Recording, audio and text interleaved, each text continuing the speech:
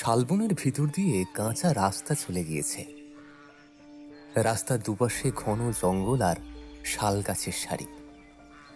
মাঝে মাঝে বাঁশঝাড় আর তার ফাঁকে ফাঁকে এমন একটা অন্ধকার যে দিনের আলোতেও যেন গাটা কেমন ছমছম করে ওঠে। রাস্তাটা এঁকে বেঁকে এমনভাবে চলে গিয়েছে যেন কেউ একটা মোটা দড়ি ছড়িয়ে রেখেছে জঙ্গলের বুক চিরে। দুপাশের ঝোপঝাড়ের গায়ে লাল মাটির আস্তরণ লেগেছে। তার কারণ হয়তো গতকাল বৃষ্টি হয়েছিল, তার দাগ এখনো শুকোয়নি। বিকেলে রোদ হেলে পড়েছে পশ্চিমের কোলে। শালগাছের পাতার ফাঁক দিয়ে সোনালি আলো এসে রাস্তার ওপরে ছোপ ছোপ দাগ ফেলে গেছে। কোথাও একটা বাঁশ বনে বাতাস ঢুকে এমন একটা অদ্ভুত শব্দ শোনাচ্ছে যে মনে হচ্ছে কেউ আড়াল থেকে ফিস ফিস করে কথা বলছে খুব সঙ্গোপনে। ধুলোমাখা একটা পুরনো বাস, যার রং একসময় হয়তো লাল ছিল, এখন মেরুন আর ধূসরের মাঝামাঝি একটা কিছু হয়ে গেছে। সেটা ক্যাচ ক্যাচ শব্দ করে এসে থামল। ড্রাইভারের পাশে বসা ছেলেটি হাত দিয়ে হাতলটা টেনে খুলে ভিতর থেকে বাইরে নামল। বেশ লম্বা, রোগা, গায়ের রং ফর্সা, কিন্তু পথের ধুলো আর ঘামে ময়লা হয়ে গেছে শরীরের বেশিরভাগ অংশটাই। চোখে একটা মোটা ফ্রেমে চশমা, যেটা নাকের কাছে বারবার নেমে আসছে। কাঁধে একটা কাপড়ের ছোলা ব্যাগ, সেটাও প্রায় ছেঁড়া, জায়গায় জায়গায় সেলাই করানো। ছেলেটির নাম অরিন্দম চক্রবর্তী। কলকাতার কোনো একটা কলেজ থেকে সদ্য বিএড পাশ করে চাঁদিপুর প্রাথমিক বিদ্যালয়ে সরকারি শিক্ষক পদে যোগ দিতে এসেছে। বাস থেকে নেমে অরিন্দম একবার চারিদিকে তাকালো। তার পাশেই একটা প্রাচীন বটগাছ তার শাখা প্রশাখা মেলে দাঁড়িয়ে আছে। সেটা এত পুরনো যে তার ঝুড়ি মাটিতে নেমে নতুন নতুন কাণ্ড তৈরি করেছে। একটা গাছই যেন মনে হচ্ছে ছোটখাটো একটা বট বনের সৃষ্টি করেছে। গাছের ছালে শ্যাওলা ধরেছে। কোটর থেকে একটা টিয়া পাখি উঁকি মেরে আবার ভিতরে চলে গেল। গাছের নিচে একটা পাথরের বেদি, তার ওপর টাটকা সিঁদুর এমনভাবে মাখানো যেন মনে হচ্ছে আজই কেউ মাখিয়ে দিয়ে গেছে। বেদিটার চারপাশে কি যেন শুকনো বেলপাতা আর কাঁচা ফুল ছড়িয়ে রেখেছে। ফুলগুলো বেশিরভাগই জবা, গাঁদা আর কিছু সাদা ফুলও আছে। মাস্টার বাবু আসছেন বুঝি? কথাটা এলো থেকে? চারপাশে কেউ তো নেই, আর বাস থেকে আমি ছাড়া তো আর কেউ নামেনি এখানে। এই ভেবেই এদিক ওদিক সচকিত দৃষ্টিতে দেখতে দেখতে বটগাছের আড়াল থেকে ধীর গতিতে বেরিয়ে এলো একজন বৃদ্ধ। তার ঘন পাকা চুল মাথার ওপর থেকে ঘাড় পর্যন্ত নেমে ঢেউ খেলেছে। বৃদ্ধ হলেও কিন্তু তার শরীরটা দেখলে বোঝা যায় এখনো বেশ বল আছে। গায়ে একটা ময়লা সাদা ধুতি আর পাঞ্জাবি। তার পাঞ্জাবির সামনের দিকটা খোলা, বুকের কাছে কিছুটা সাদা চুল দেখা যাচ্ছে। কপালে চন্দনের ফোঁটা 3টি আঙুল দিয়ে টানা। তার মাঝে একটা সিঁদুরের টিপ দেওয়া, গলায় রুদ্রাক্ষের মালা, হাতে একটা চিমটে সমেত। তার পুরো রূপটা দেখলে কেমন যেন একটা শ্রদ্ধা মিশ্রিত কৌতূহল অজান্তেই চলে আসে মনের মধ্যে। বিশেষ করে তার চোখ দুটো, এমন চোখ অন্তত অরিন্দমের আগে কখনো দেখেনি। বাদামি গভীর চোখ, যেন তাকালে ভেতরটা পর্যন্ত দেখে ফেলে। চোখের নিচে কালি পড়েছে, কিন্তু চোখ দুটো বেশ জল করছে এখনো। অরিন্দম তাকে দেখে একটু পিছিয়ে গেল। মনের ভিতরে যেন সংশয় প্রকাশ করলো। কোত্থেকে এলো এই লোকটা? এইমাত্র তো এখানে কেউ ছিল না। তাহলে আপনি? অরিন্দম বৃদ্ধকে জিজ্ঞেস করলো। অজান্তেই ওর গলাটা একটু কাঁপলো। না না না, ভয়ে নয়, বরং এক অবাক বিস্ময়ে। বৃদ্ধ বোধহয় ওর ভাবটা বুঝতে পেরে একটু হাসলেন। হাসিটা যদিও ঠোঁট পর্যন্তই রইল, চোখে পৌঁছলো না। সে একটু রহস্য করেই বলল, নাম বলে কি হবে বাবা? নাম তো মায়া। আজ এক নাম আছে, কাল আর এক নাম হয়ে যাবে। এই আমার কথাই ধরো না, গ্রামের লোকে ভৈরব বাবা বলে আমায় চেনে। তুমি যে আসবে সেটা আমি আগে থেকেই জানতাম। গতকাল রাতে ধনির আলোতে দেখলাম একটা ছেলে আসছে শহর থেকে, বই খাতা কাঁধে বেঁধে। ব্যাস, আর কি, তোমার জন্যই অপেক্ষা করতে লাগলাম। দেখলাম সঠিক সময় তুমি এসে পড়লে। ধুনির আগুনে দেখলেন মানে? ভৈরব কায়দা করে প্রশ্নটা এড়িয়ে গেলেন। হাতের চিমটেটা দিয়ে মাটিতে একটা অভ্যাস মতো দাগ কেটে বললেন, তুমি শিক্ষক হয়ে এসেছো এই গ্রামে, সে খুবই ভালো কথা। এই গ্রামে একজন সৎ শিক্ষকের খুবই দরকার, বুঝলে বাবা। নাহলে ছেলে মেয়েগুলো শুধু বুনো ঘাসের মতো বেড়ে উঠছে, কেউ পড়ায় না, কেউ শেখায় না, যাচ্ছে তাই ব্যাপার। ফলে ধীরে ধীরে ওরা আগাছার রূপ নিচ্ছে। কিন্তু এই গ্রামে আসার আগে একটা কথা জেনে এসেছো তো? ভৈরব বাবা থামলেন, তারপর একবার তাকালেন, যেন কেউ শুনছে কিনা দেখে নিয়ে তারপর গলা নামিয়ে বললেন, এখানে রাত হলে ঘর থেকে বেরোবে না, দরজা বন্ধ করে রাখবে, জানলার ছিটকিনি লাগাবে শক্ত করে, আর বিশেষ করে অমাবস্যার রাতে। আর সেই রাতগুলোয় কোনো কারণে অকারণে বা কোনো অজুহাতে বাইরে পা দেবে না। এমনকি কেউ ডাকলেও না, আর কারোর চিৎকার শুনলেও না। আর এই বছর তো আবার থামলেন তিনি। চোখটা শুরু করে অরিন্দমের মুখের দিকে তাকালেন, এমনভাবে তাকালেন যেন তার মুখটা পড়ছেন অক্ষরে অক্ষরে, যেমন করে কোনো অভিজ্ঞ মানুষ পুরনো পুঁথি পড়ে, ঠিক সেই রকম। যেন কিছু একটা অদ্ভুত দেখলেন তিনি এর মধ্যেই, কিংবা দেখতে চেয়েও দেখতে পেলেন না। কেন, কি আছে এই বছরে? অরিন্দম একটু হাসল, তবে হাসিটা যে সে একটু জোর করেই ফুটিয়েছে মুখে তা যেন নিজেও বুঝতে পারছিল সে, তবুও হাসল। কি, ভূত আসবে? তন্ত্রমন্ত্রর ব্যাপার? শুনুন, ওসব বুজরুগিতে আমি বিশ্বাস করি না ভৈরব বাবা। আমি কলকাতার বড় কলেজে সায়েন্স নিয়ে পড়েছি। সায়েন্স মানে বোঝেন তো? বিজ্ঞান, বিজ্ঞান। ভৈরব বাবা কিন্তু হাসলেন না, তার বদলে একটু চুপ করে রইলেন। তারপর ধীরে ধীরে প্রতিটা শব্দ মেপে মেপে বললেন, এসো না বাবা, এসো না। যারা হেসেছিল তাদের হাসি আর শেষ হয়নি।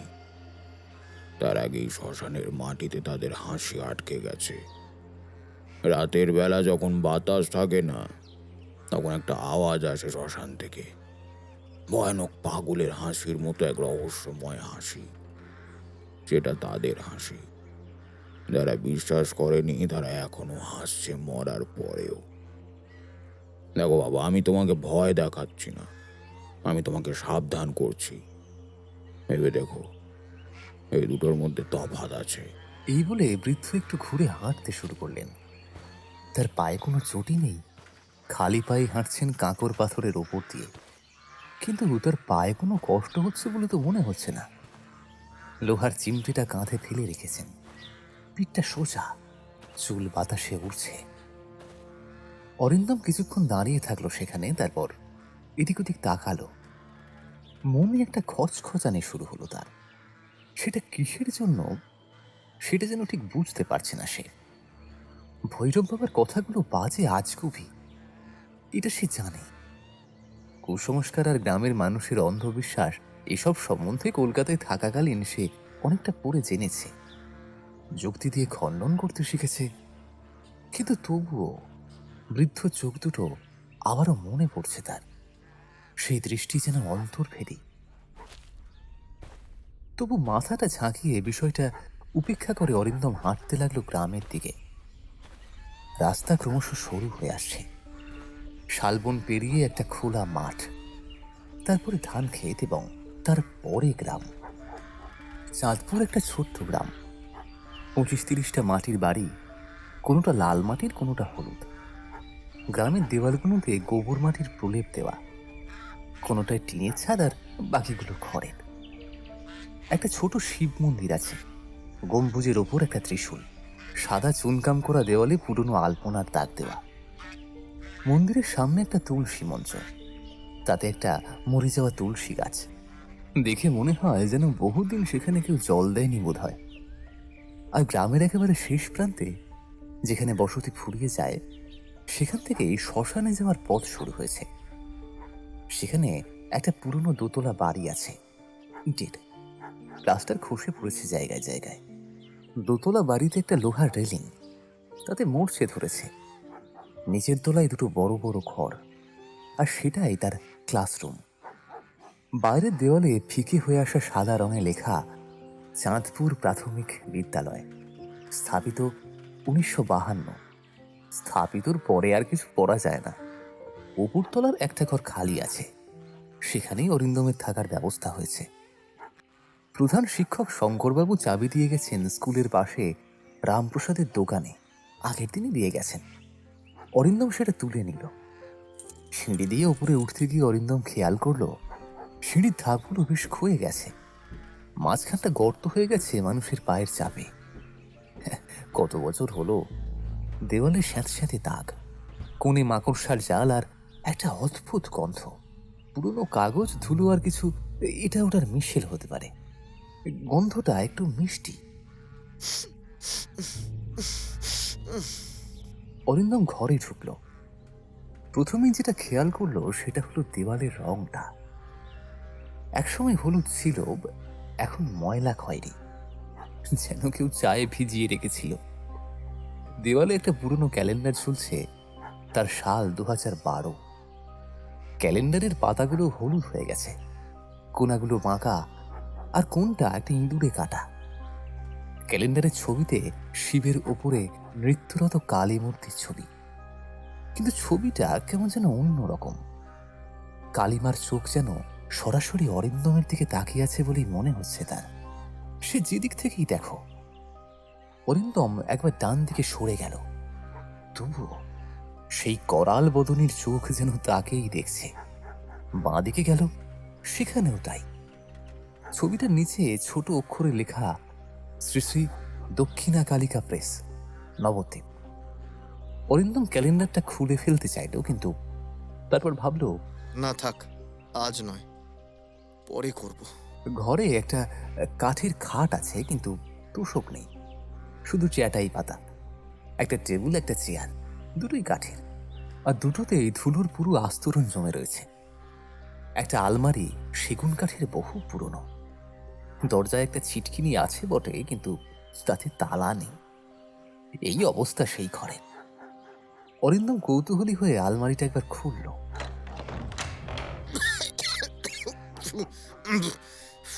ভিতরে কিছু ধুলো মাখা বই রয়েছে, তার মধ্যে বাংলা পাঠ্যপুস্তক, গণিতের খাতা, আর একটা আধছেঁড়া অভিধান রাখা। পুরনো খাতাগুলো যে কার সেটা বোঝার উপায় নেই, কারণ তার ওপরে যে নামটা লেখা রয়েছে তার উপরে পুরো ধুলোর আস্তরণ পড়েছে, ঠিক করে পড়াও যাচ্ছে না।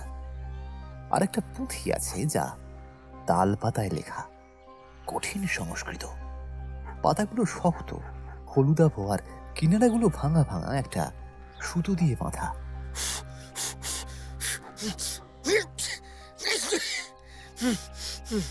অরিন্দম সেটাকে বার করে ফুঁ দিয়ে ধুলো সরালো। ধুলো উড়ে নাকে ঢুকে তার হাঁচিও হলো কয়েকটা। পুঁথির প্রচ্ছদে একটা বৃত্তাকার চিত্র, কুণ্ডলিনী সর্পের মতো পেঁচিয়ে আছে সেটাকে। তার মাঝখানে লেখা কাল রাত্রি বিধানম। বাবা, চিত্রটা কালো কালিতে আঁকা, কিন্তু কালিটা তো এখনো উজ্জ্বল মনে হচ্ছে। অদ্ভুত তো। যদি ধরেও নিই 12 বছর আগের এই বই, তাও এই সমস্ত জরাজীর্ণ কাগজের পাহাড়ের মাঝে শুধু এটাকে দেখেই মনে হচ্ছে গতকালই এসে যেন কেউ রেখে গেছে। অরিন্দম পুঁথিটা টেবিলে রেখে দিল। চশমাটা খুলে চোখটা একটু কচলালো। সে এমনিতেই পথশ্রমে ক্লান্ত। কলকাতা থেকে ট্রেন, তারপর বাস, তারপর লম্বা হাঁটার পর তার মনে হলো এখন একটু ক্লান্ত লাগছে তার। আজ সে একটু ঘুমোবে, যা হওয়ার কাল দেখা যাবে। কিন্তু ঘুমানোর আগে একবার পুঁথিটার দিকে তাকালো সে। জানলা দিয়ে বিকেলের শেষ আলো এসে পড়েছে পুঁথিটার ওপরে, আর সেই আলোতে কুণ্ডলিনী সাপটা যেন হঠাৎ করে একটু নড়ে উঠল। তার চোখের ভুলও হতে পারে, কিন্তু অরিন্দমের মনে হলো সাপটা একটু যেন নড়ল সত্যি করে। কিন্তু ও আবারও উপেক্ষা করে মাথাটা ঝাঁকিয়ে শুয়ে পড়ল। পরদিন সকালে ঘুম থেকে উঠে দেখল ঘরটা রোদে ভরে গিয়েছে। জানলায় পর্দা নেই, তাই সকালের রোদ সরাসরি ঢুকে পড়েছে তার ঘরের মধ্যে।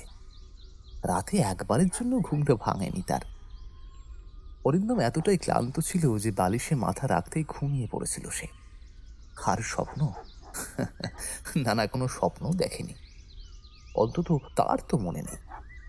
মুখ ধুয়ে রামপ্রসাদের দোকান থেকে দুটো রুটি আর একটু আলু ভাজা নিয়ে খেয়ে নিল সে। অরিন্দম ক্লাস নিতে গেল নিচের তলায়। ক্লাসরুমে 10-12টা বাচ্চা, কেউ বেঞ্চে বসে আছে, কেউ মেঝেতে, কেউ বা দরজার কাছে দাঁড়িয়ে আছে।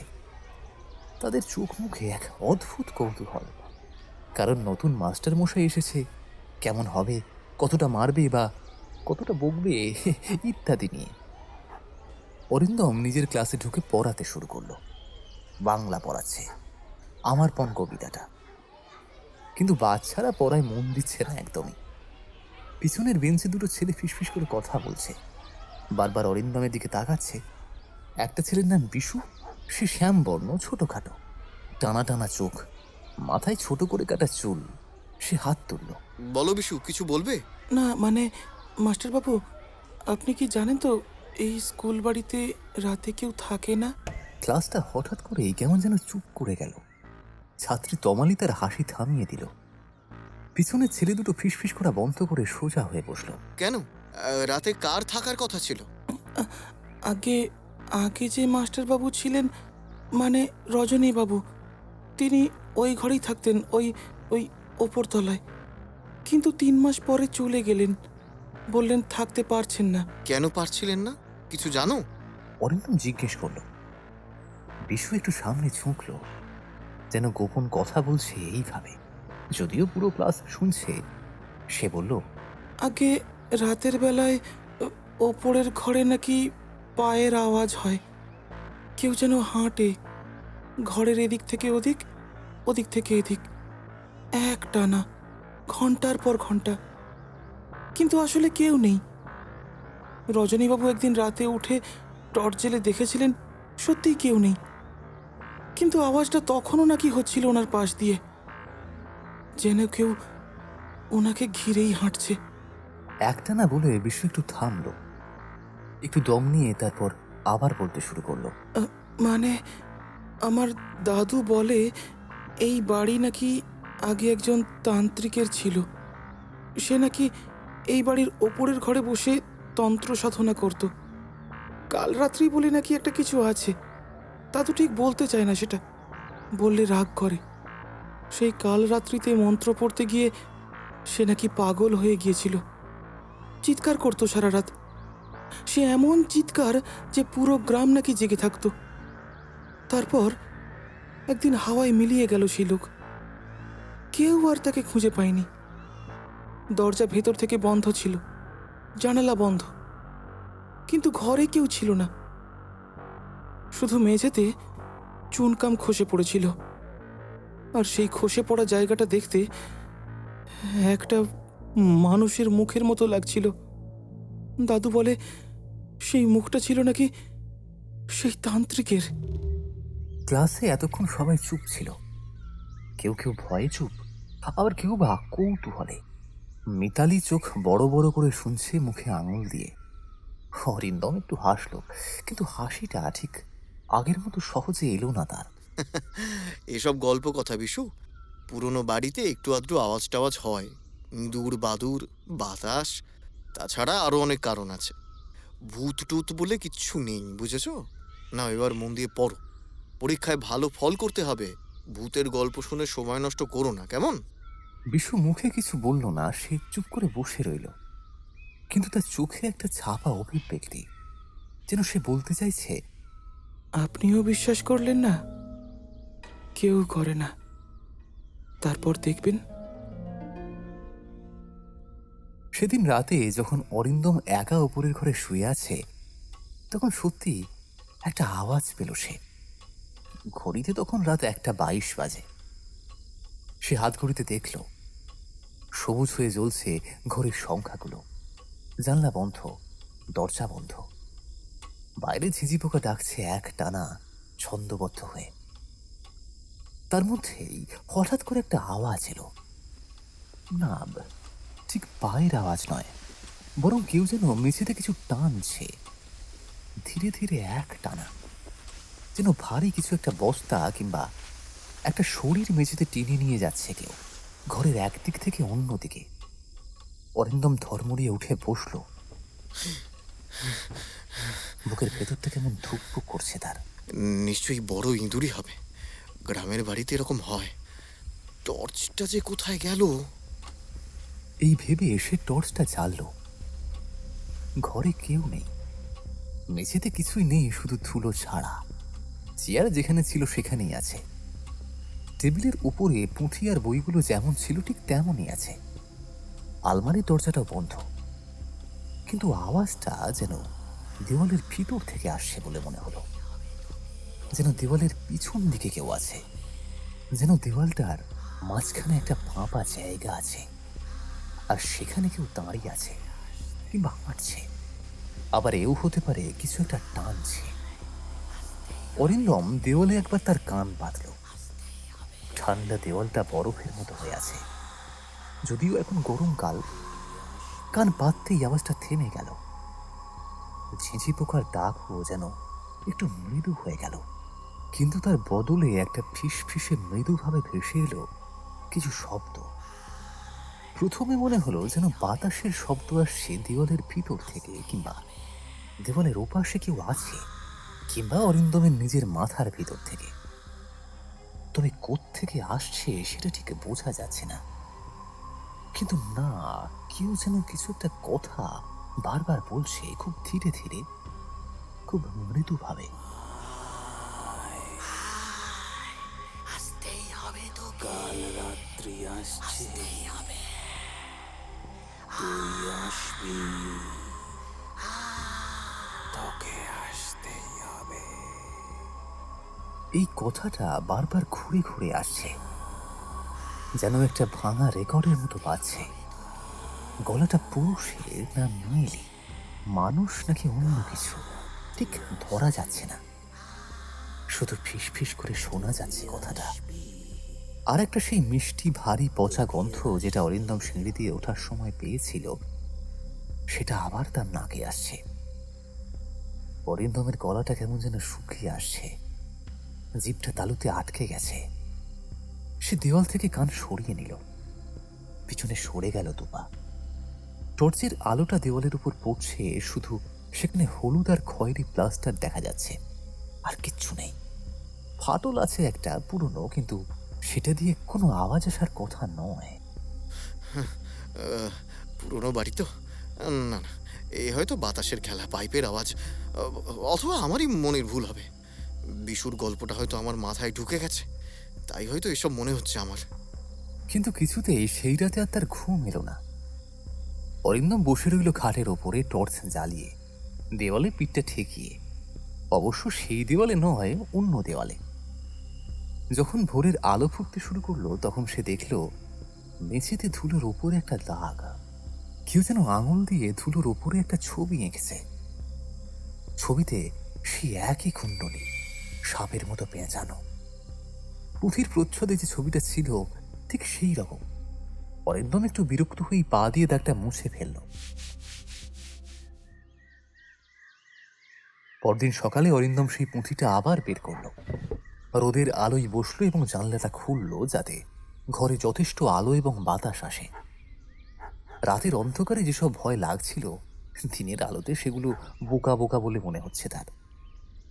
সংস্কৃত তার কিছুটা জানা ছিল, কলেজে ঐচ্ছিক বিষয় হিসেবে পড়েছিল সে। রেজাল্ট খুব একটা ভালো হয়নি ওর, তবুও মোটামুটি পড়তে পারে। পুঁথির প্রথম পাতায় লেখা, কাল রাত্রি দ্বাদশ বর্ষে একবারং ভবতি, তস্মিন রাত্রৌ স উত্তাপিত, यस्य जना जन्मकूपे कालरात्र्या सह संबंधः अस्ति, सः रात्रिः इति कथ्यते। यदि सा श्मशानं गत्वा विश्वेष्टं मन्त्रं पठति, तर्हि कालचक्रं विच्छिन्नं भवति, परन्तु तस्य मूल्यं অপরিতম বস্তি। পুরোটা পড়তে পারল না সে। পুঁথিতে যা লেখা আছে তার সারমর্ম অনেকটা এইরকম: দ্বাদশ বর্ষে একবার কাল রাত্রি আগমন করে, সেই রাতে কুণ্ডলী জাগরিত হয়। যে মানুষের জন্ম কুণ্ডলিতে কালরাত্রির যোগ থাকে, সে সেই রাতে আহুত হয়। সে যদি শ্মশানে গিয়ে নির্দিষ্ট মন্ত্র উচ্চারণ করে তাহলে কালচক্র ভাঙে, কিন্তু বদলে যা দেওয়া হবে তার মূল্য অপরিমেয়। অরিন্দম পাতাটা উল্টালো। সংস্কৃত শ্লোক ছন্দবদ্ধ, প্রতিটা লাইনের শেষে একটা করে চিহ্ন আঁকা, যা অরিন্দম চেনে না। মন্ত্র লেখা আছে অনেক, কিন্তু সেগুলো পড়তে গেলে চোখ ঝাপসা হয়ে আসে, যেন অক্ষরগুলো নড়াচড়া করছে। পাতার উপর কিলবিল করছে কালো পিঁপড়ের মতো। অরিন্দম চশমা খুলে চোখটা ভালো করে মুছে তারপর আবার পড়ে। তখনও সেই একই অবস্থা তার। অক্ষরগুলো স্থির থাকছে না, যেন জীবন্ত, যেন পালাতে চাইছে পাতার বাইরে। সেদিন সন্ধ্যায় অরিন্দম গ্রামের মুদির দোকানে চা খেতে গেল। একটা কাঠের বেঞ্চ, তার ওপরে কাঁচের বয়মে বিস্কুট আর চানাচুর রাখা, এবং পিছনের তাকে তেল, নুন, চিনি এবং আটার প্যাকেট রাখা, আর একটা মাটিতে উনুনে জল গরম হচ্ছে চায়ের জন্য। দোকানদার রামপ্রসাদ, বয়স ওই 50-এর কাছাকাছি, কিন্তু চুল অনেক আগেই পেকে একদম সাদা হয়ে গিয়েছে আর টাক পড়তে শুরু করেছে সামনে। মোটা শরীর, মুখ গোল, গলায় একটা গামছা ঝোলানো। রামপ্রসাদ চা বানাচ্ছিল। অরিন্দম চায়ের কাপটা হাতে নিয়ে একটা চুমুক দিল। রামপ্রসাদ দা, আপনাকে একটা কথা জিজ্ঞাসা করি? করো না, করো। বলছি, এই গ্রামে কাল রাত্রি বলে টলে কিছু হয় নাকি? এবারে রামপ্রসাদের হাতটা যেন একটু কাঁপল। অরিন্দমের দিকে একবার তাকালো সে। তা ঠিক ভয় নাকি সতর্কতা সেটা ঠিক বোঝা গেল না। হঠাৎ এই কথা কেন? কে বললো তোমাকে? না না, কেউ বলেনি। একটা পুঁথিতে পড়লাম, স্কুল বাড়িতে পেয়েছি একটা পুঁথি, ওই ওপরতলার ঘরে আলমারিতে রাখা ছিল, তালপাতার পুঁথি, কাল রাত্রি বিধানম নাম। এবার রামপ্রসাদ চারিদিকে এমনভাবে তাকালো যেন কেউ শুনে ফেলবে, অথচ দোকানে তারা দুজন ছাড়া আর কেউই নেই। কিন্তু তবুও রামপ্রসাদ বাইরে উঁকি মেরে কি যেন একটা দেখল। তারপর দোকানের পিছন দিকের পর্দাটা টেনে দিল, অভ্যন্তরের ঘর থেকে যাতে কেউ শুনতে না পায়। তারপর বেঞ্চের উপরে ঝুঁকে গলাটা নামিয়ে বলল, মাস্টার বাবু, ওসব নিয়ে ঘাটাঘাটি করো না। আমি তোমার ভালোর জন্য বলছি। তুমি নতুন এসেছো, এই গ্রামের সম্পর্কে কিছুই জানো না। যদিও এমন কিছু কিছু জিনিস থাকে যেগুলো জানার দরকার নেই, জানলে বরং ক্ষতি হয়, না জানলে কিচ্ছু হয় না। এটা সেরকমই একটা জিনিস। কিন্তু আমি জানতে চাই রামপ্রসাদ দা, বিশু বলল এই স্কুল বাড়িতে। বিশু বাচ্চা ছেলে, মুখেও লাগাম নেই। রামপ্রসাদ চট করে বলল। তারপর একটু চুপ করে গামছা দিয়ে মুখটা মুছে দীর্ঘশ্বাস ফেলল, এবং তারপরে বলতে গিয়েও যেন নিজের সঙ্গে লড়াই করে হেরে গেল সে। ঠিক আছে, ঠিক আছে, তোমাকে কিছুটা বলি, কিন্তু সব বলবো না। সব বলার অধিকার আমারও নেই। 12 বছর আগে সেই বিশেষ অমাবস্যার রাতে এই গ্রামের 3 জন হারিয়ে গেছিল। হারিয়ে গেছিল মানে? মানে হারিয়ে গেছিল, নেই তারা, পুরো গায়েব। 3 জনের একজন ছিল যুবক, নাম মনোরঞ্জন, রামু মুচির ছেলে, 22 বছর বয়স। সে নাকি সেই রাতে শ্মশানে গেছিল। কেন গেছিল কেউ জানে না। কেউ বলে মাতাল ছিল, কেউ বলে বাজি ধরেছিল বন্ধুদের সঙ্গে। যাই হোক, সে গেছিল শ্মশানে আর ফেরেনি। পরদিন সকালে খুঁজতে গিয়ে দেখা গেল শ্মশানে কেউ নেই, শুধু তার গামছাটা পড়ে আছে একটা বাবলা গাছের ডালে। পুলিশ এসেছিল, ডায়েরি করেছিল, কিন্তু কিচ্ছু হয়নি। শেষে ফাইল বন্ধ হয়ে গেল। রামপ্রসাদ চা খেলো একটু, তার হাতটা তখনও কাঁপছে। আরেকজনকে পাওয়া গেছিল নদীর ধারে। সেই হতভাগার নাম ছিল জগদীশ, বয়স ছিল 35, সরকারি জমি জরিপের কাজ করত। সে নাকি সেই রাতে ঘরে ছিল, কিন্তু মাঝরাতে বেরিয়ে গেছে। তার বউ বলেছিল ঘুমের মধ্যে হঠাৎ উঠে চোখ খোলা অবস্থায় অদ্ভুত আচরণ করছিল, এমন করছিল যেন সে কাউকে চিনতে পারছে না। একটা কথাও না বলে দরজা খুলে বেরিয়ে গেছে জোর করে। বউ তাকে ধরতে গেছিল, কিন্তু সে যেন শুনতেই পায়নি। এমন ভাবে ঘুমের মধ্যে ভীষণ জোরে হাঁটতে হাঁটতে কোথায় যেন চলে যায়। ঘরে ওর বাচ্চা ছেলে ছিল, তাই বউও পেছন পেছন যেতে পারেনি। ভেবেছিল পরদিন এসে যাবে, কিন্তু পরদিন সকালে তাকে পাওয়া গেল নদীর ধারে কাদা মাটিতে বসে আছে, জামা কাপড় ছেঁড়া, গায়ে আঁচড়ের দাগ। সে তখন বদ্ধ পাগল হয়ে গেছে, কাউকে চেনে না, কিছু বলতে পারে না, শুধু হাসে খিকখিক করে উন্মাদের মতো। ঘন্টার পর ঘন্টা সে শুধুই হাসে, থামে না।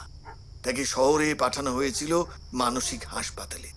শুনেছি এখনো সেখানেই আছে, এখনো হাসে ওই রকম ভাবে। আর তৃতীয় জন?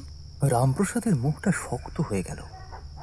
তার এমন ভাব হলো যেন কথাটা বলতে তার কষ্ট হচ্ছে। তারপর ধীরে ধীরে সে বলল, তৃতীয় জনকে কেউ কোনোদিন খুঁজে পায়নি। তার নাম বলবো না, তাকে কেউ খুঁজে পায়নি। সে না জীবিত না মৃত কেউ জানে না। শুধু তার জুতো জোড়া পাওয়া গেছিল শ্মশানের পথে। রক্ত লেগেছিল জুতোয়, কালচে রক্ত, শুকিয়ে গেছিল, কিন্তু সেই গন্ধটা, সেটা আমি ভুলতে পারিনি। রামপ্রসাদ থামল, গামছা দিয়ে মুখটা মুছল। তার সারা শরীর এখন ঘেমে গেছে। আর সেই তান্ত্রিক যে এই স্কুল বাড়িতে থাকতো? না মাস্টার বাবু, আর বলবো না। না না, আর বলতে পারবো না। তুমি যদি তোমার মঙ্গল চাও, ওই পুঁথি যেখানে পেয়েছো সেখানে রেখে দাও, ওটিকে ঘাঁটিও না। আর অমাবস্যা রাতে ঘরে থেকো, দরজায় তালা দিয়ে, বুঝেছো? এই বলে রামপ্রসাদ পর্দা সরিয়ে ভিতরে চলে গেল।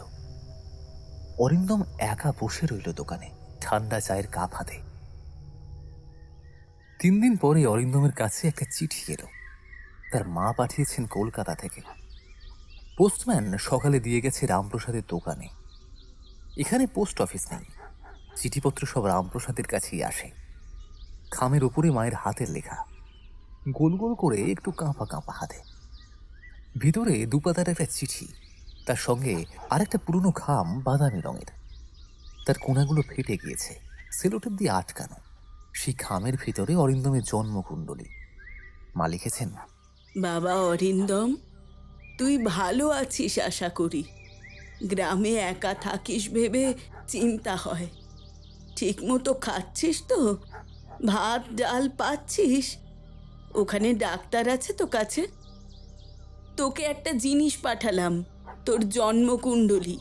তোর বাবা গত হওয়ার আগে বলে গিয়েছিলেন, তুই যখন 25 বছর বয়সে পা দিবি তখন যেন এই কুণ্ডলীটা দেখিস। আমি ঠিক বুঝি না এসব, তোর বাবা বুঝতেন।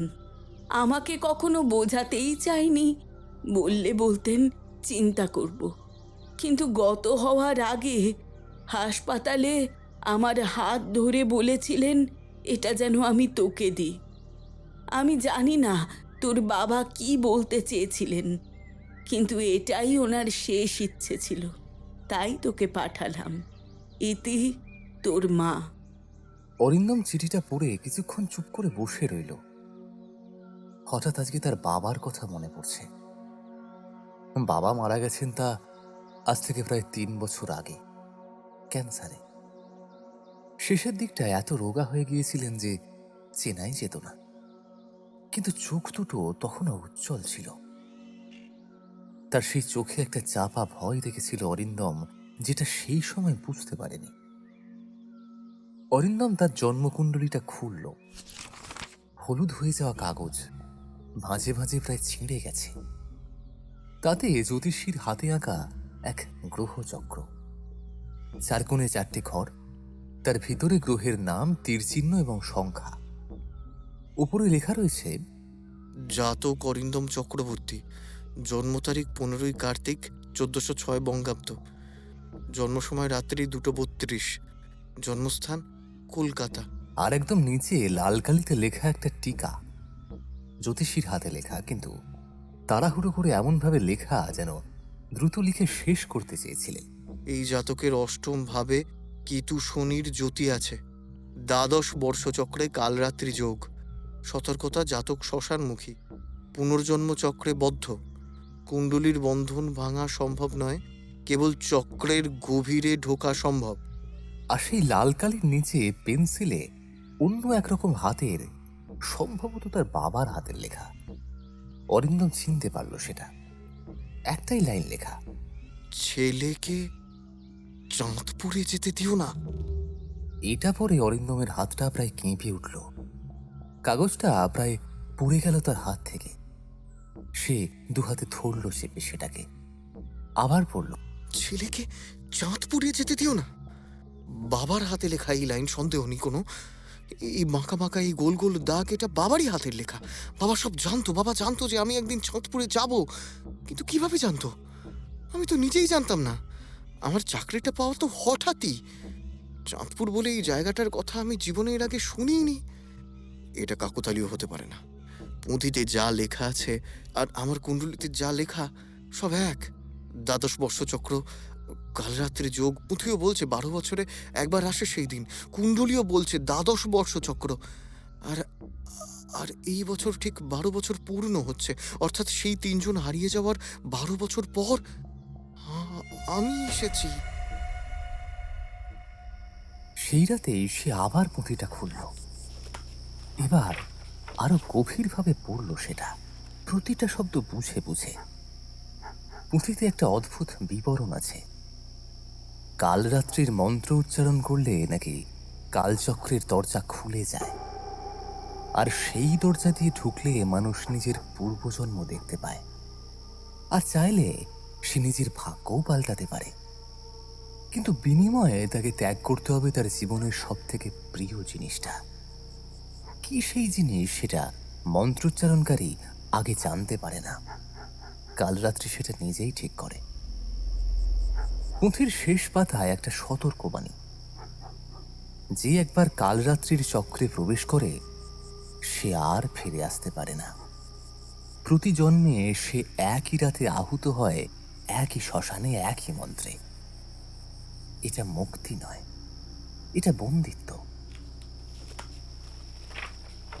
অরিন্দম পুঁথিটা বন্ধ করল, জানলা দিয়ে বাইরের দিকে তাকাল। আকাশে চাঁদ আছে পাতলা, সরু কাস্তের মতো, কিন্তু দিন দিন যেন ক্ষয়ে যাচ্ছে। অমাবস্যা আর মাত্র 5 দিন বাকি। এরপরে সকালে অরিন্দম ভৈরব বাবাকে খুঁজতে বেরোলে তিমির নামক এক গ্রামবাসী তাকে জানায়, কে ভৈরব বাবা? উনি শ্মশানের পাশে একটা ছোট্ট কুঁড়ে ঘরে থাকেন। তবে মাস্টারবাবু ওদিকে যাবেন না। ওই বুড়ো একদম ভালো না গো। কি করে কেউ জানে না, কেন যে শ্মশানে পড়ে থাকে সেটাও কেউ জানে না। আমরাও ওনাকে এড়িয়ে চলি। তোমরা কি ওনাকে ভয় পাও? প্রত্যুত্তরে সে কিছুই বলল না।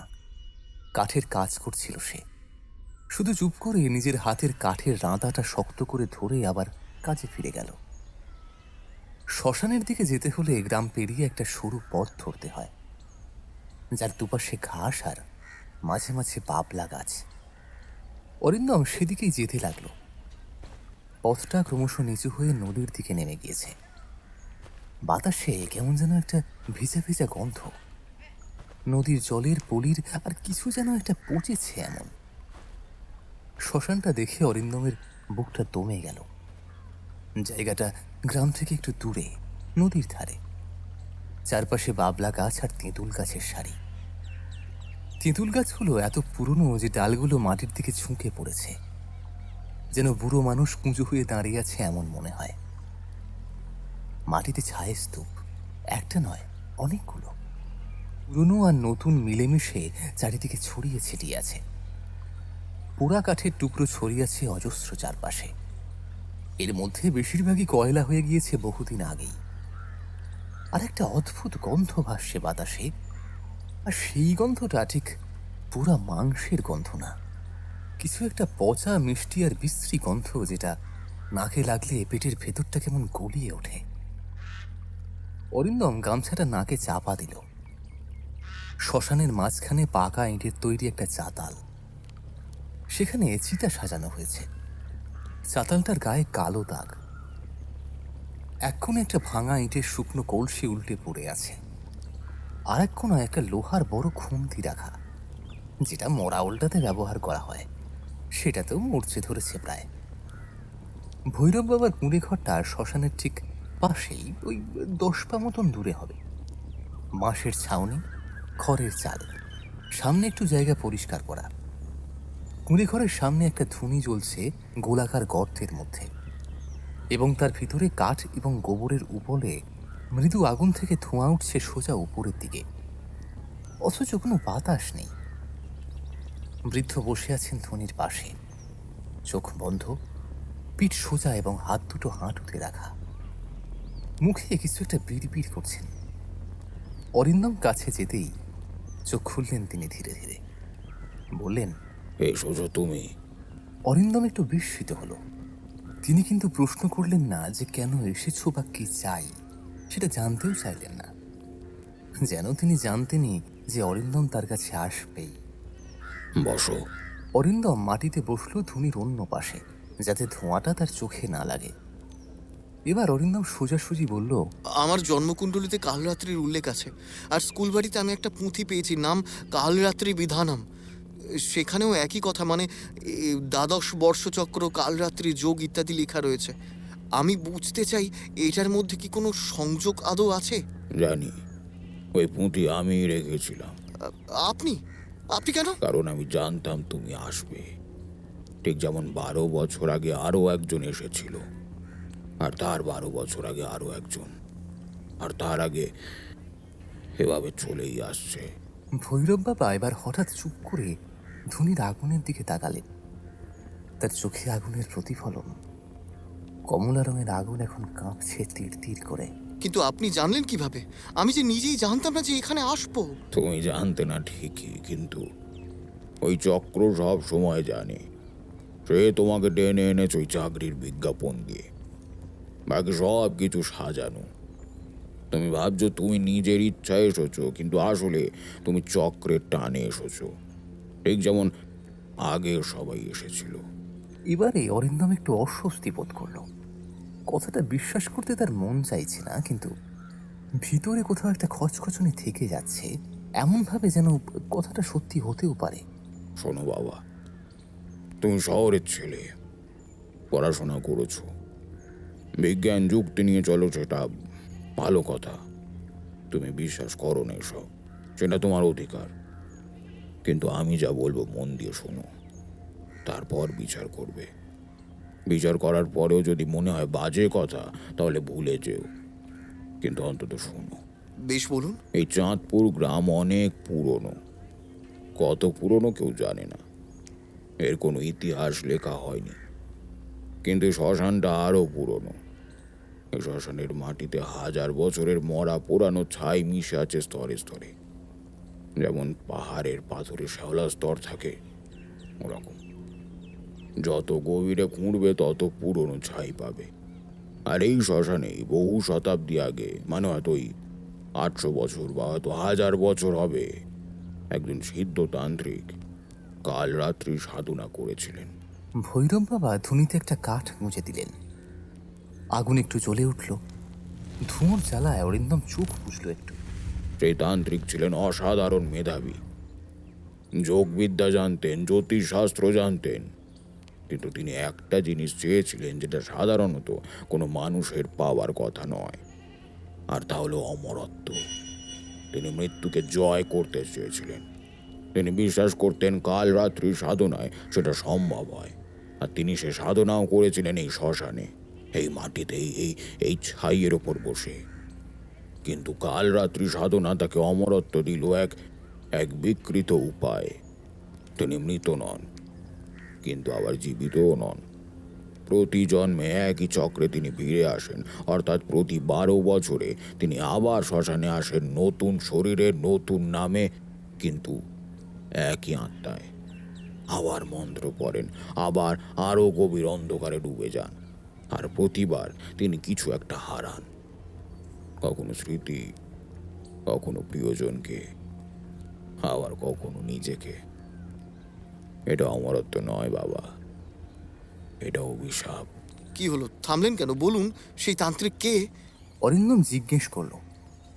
যদিও উত্তরটা সে আগে থেকেই বুঝতে পেরে গিয়েছিল, কিন্তু হয়তো সে নিজের কাছে স্বীকার করতে চাইছিল না। ভৈরব বাবা চোখ খুলে তাকালেন। এবার সেই অদ্ভুত দৃষ্টি যেন তার চামড়া মাংস হাড় ভেদ করে আত্মার গহনে। সেই তান্ত্রিক হে জন্মে তুমি। সঙ্গে সঙ্গে শ্মশানের পরিবেশকে আঘাত করল এক দীর্ঘ ভারী চাপা নীরবতা। শ্মশানের বাতাসে ধুনির ধোঁয়া ঘুরে ঘুরে উঠছে চুপচাপ আকাশের দিকে, যেন একটা ধূসর সাপ ধীরে ধীরে উঠে যাচ্ছে উপরে। কোথাও একটা শিয়াল ডেকে উঠল এই দিনের বেলাতেও। এটা এটা অসম্ভব। এ- আমি মানি না। অসম্ভব কিনা সেটা তুমি নিজেই বুঝবে। আমি তোমাকে বিশ্বাস করতে বলছি না বাবা, আমি তোমাকে দেখতে বলছি। তোমার বাবা জানতেন, তাই তোমাকে কুণ্ডলি দিয়ে গেছেন। তোমার বাবাও একবার এই গ্রামে এসেছিলেন জানো। আমার বাবা এখানে এসেছিলেন? কবে? কেন? তোমার জন্মের আগে। তুমি তখন মায়ের পেটে। তোমার বাবা কোথা থেকে যেন এই গ্রামের কথা জানতে পেরেছিলেন। তিনি এখানে এসে আমার সঙ্গে কথা বলেছিলেন, ঠিক যেমন তুমি এখন কথা বলছো। তিনি বুঝেছিলেন, কিন্তু কিছু করতে পারেননি, কারণ চক্র ভাঙার ক্ষমতা তারও ছিল না। সেই ক্ষমতা শুধু তারই আছে যার কুণ্ডলিতে কাল রাত্রির যোগ আছে। তোমার বাবার কুণ্ডলিতে সেই যোগ ছিল না, কিন্তু তোমার আছে। অরিন্দম কিছুক্ষণ চুপ করে বসে রইল, ধুনির আগুনের দিকে তাকিয়ে। হঠাৎ করে কিছু না বলে অরিন্দম উঠে ঘুরে দাঁড়িয়ে হাঁটতে শুরু করলো। কয়েকবার যেতেই পিছন থেকে ভৈরব বাবা বললেন, বাবা, আর একটা কথা। অরিন্দম থামল, ঘুরে তাকালো। যদি সত্যি সে টান আসে, তাহলে অন্তত একটা কাজ করো, পুঁথির শেষ পাতাটা পড়ো, একদম শেষ পাতা, যেখানে তাল পাতাটা একটু ভাঁজ করা আছে। খুলে দেখবে আর একটা পাতা লুকানো আছে তার পেছনে।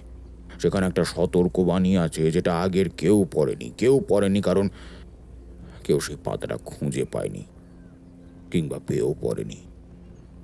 তুমি কিন্তু অন্তত একবার চেষ্টা করো বাবা। এবারে অরিন্দম কিছু না বলেই হাঁটতে শুরু করলো গ্রামের দিকে। পিছনে ভৈরব বাবা ধনির পাশে বসে আছেন চুপটি করে। তিনি নড়লেনও না আর ডাকলেনও না, শুধু আগুনের দিকে তাকিয়ে রইলেন।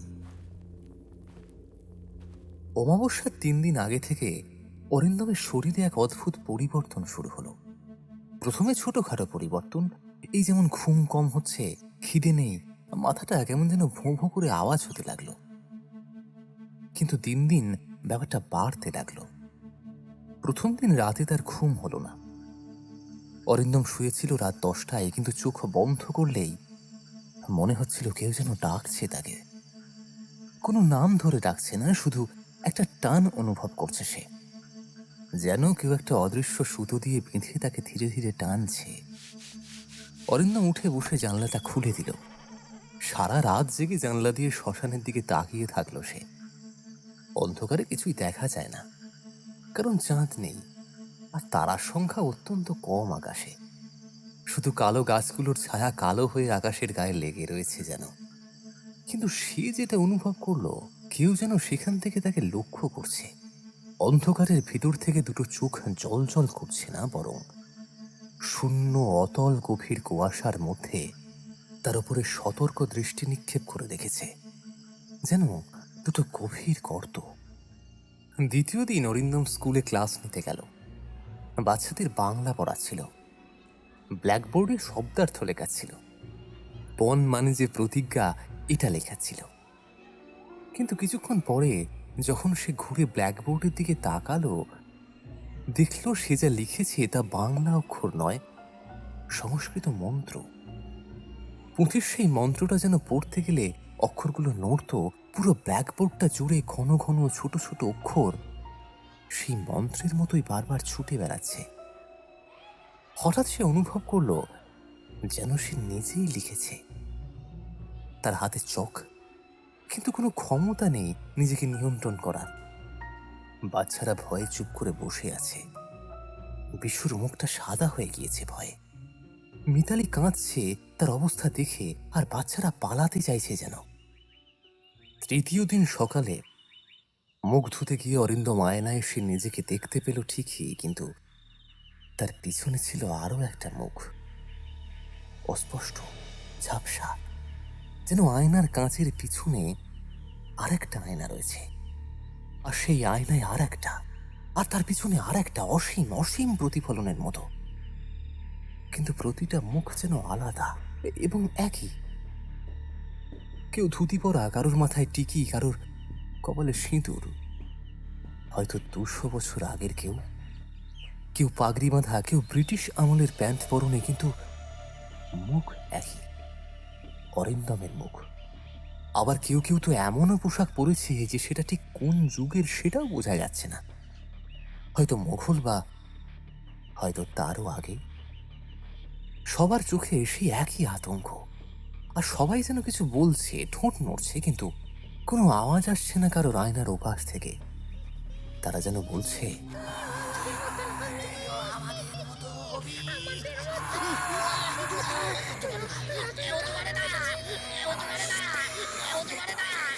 না, না, এ হতে পারে না, এ হতে পারে না, না। অরিন্দম আয়নাটা ভেঙে ফেললো মেঝেতে ছুঁড়ে দিয়ে। মেঝেতে পড়ে বিকট একটা শব্দ হয়ে টুকরো টুকরো হয়ে গেল তার কাজ, এবং প্রতিটা টুকরোতে আবারও সেই মুখমণ্ডলীগুলো ভেসে উঠল এক মুহূর্তের জন্য। তারপর আর কিছুই নেই, শুধুই ভাঙা কাঁচ, সকালের রোদ, আর অরিন্দমের ভারী শ্বাসের আওয়াজ। সেই রাতেই ঘরে বসে নিজেকে বোঝালো, অনেক বোঝানোর চেষ্টা করলো ঠিকই, কিন্তু তার সেই বোঝানোর জোর খুব একটা বেশিক্ষণ স্থায়িত্ব পেল না। ফলে যা হবার সেটাই হলো। সেদিন রাতে গভীর নিদ্রায় কি জাগরণে সেটা ঠিক বুঝতে পারল না, একটা অদ্ভুত স্বপ্ন দেখল সে। লম্বা কালো চুলের একটা পুরুষ অবয়ব, চোখের কোণায় রক্তের মতো বিন্দু লেগে আছে। সে যেন তাকে ডাকছে। স্বপ্নে ডাক শুনতে পেল সে। কাল রাত্রি আসছে, তুই আসবি, তোকে আসতেই হবে। শ্মশানে আয়, চাঁদ যখন অন্ত হবে তখন আয়। অরিন্দম বুঝতে পারল না কেন সেই অমোঘ ডাক তাকে টেনে নিয়ে যাচ্ছে সেই গভীর অতল আধারের কালো পথে। পুঁথিটা হাতে নিয়ে সে উদ্ভ্রান্তের মতো নগ্ন পদে বেরিয়ে পড়ল বাড়ি থেকে। পরনে শুধু একখানা সাদা পাঞ্জাবি। রাত তখন প্রায় 12টা। সমগ্র গ্রাম ঘুমে অচৈতন্য হয়ে রয়েছে। সে এগিয়ে চলল সম্পূর্ণ মতিভ্রষ্ট হয়ে। কিছুক্ষণ চলার পর উপস্থিত হলো শ্মশান প্রাঙ্গণে। যেখানে মৃতেরা চিতা হয়, সেখানে শুধু ছাই আর কয়লা। মাঝে মাঝে দু একটা শেয়াল ডাকছে। অরিন্দমের পা থরথর করে কাঁপছে। কিন্তু পুঁথি খুলতে এই শ্মশানের বাতাসটা কেমন যেন থমকে গেল। গাছের পাতাও যেন থমকে দাঁড়িয়েছে।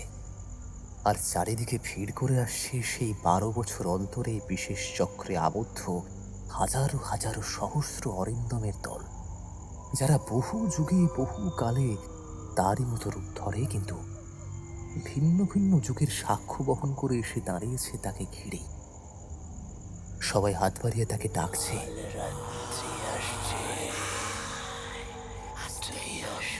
কাল রাত্রি আসছে, ওং ক্রিং কালরাত্রি ক্রিং স্বাহা ওং ক্রিং ফট শীতঙ্গায় নমঃ। চারপাশের অন্ধকার যেন আরো কার্হ থেকে কার্হ তর হয়ে উঠল। শ্মশানের মাঝে একটা চক্র তৈরি হলো। প্রথমে একটা ছায়া, তারপর 10টা, তারপর 20টা। সবার একই রকমের মুখের আদল, অর্থাৎ অরিন্দমের মুখ। কেউ কাঁদছে, কেউ হাসছে উন্মাদের মতো, আবার কেউ বা মাটি খুঁজছে হাত দিয়ে।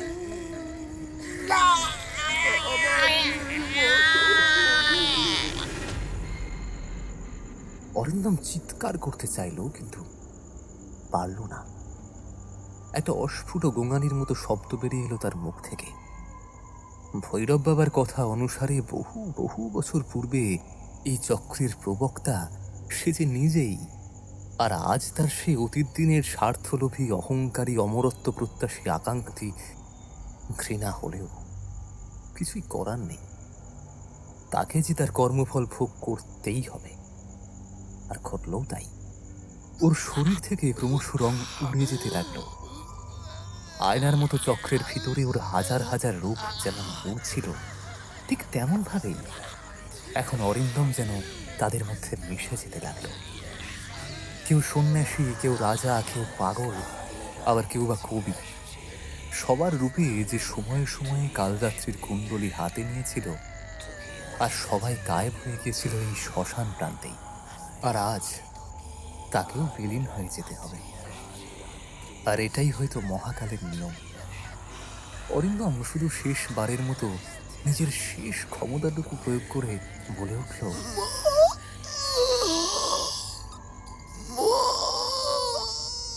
তারপর আর কিছুই নেই।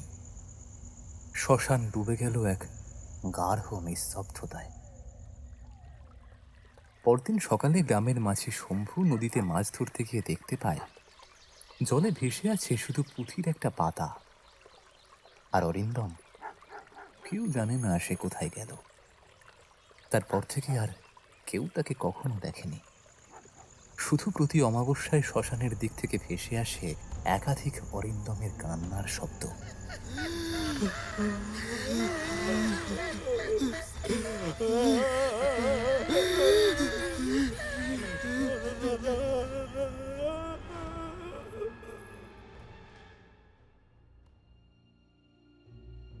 এই ঘটনার কিছুদিন পরে গ্রামের স্কুলের জন্য আবারও এক নতুন শিক্ষক আসেন। তিনিও ওই ঘরটিতেই থাকেন। সেই স্কুলের বাচ্চারা অরিন্দমের মতো তাকেও সতর্ক করে, কিন্তু তিনি সেই ছোট বাচ্চাদের সতর্কতা উড়িয়ে দেন, অপমান করেন ভৈরব বাবাকে। আর গভীর রাতে সেই শিক্ষক যখন ঘুমিয়ে থাকে, তখন অন্ধকার জানলার বাইরে চোখ মেলে তাকিয়ে থাকে এক সময়ের অরিন্দম, অথবা অরিন্দমেরা তাদের কালরাত্রির কুণ্ডলী থেকে।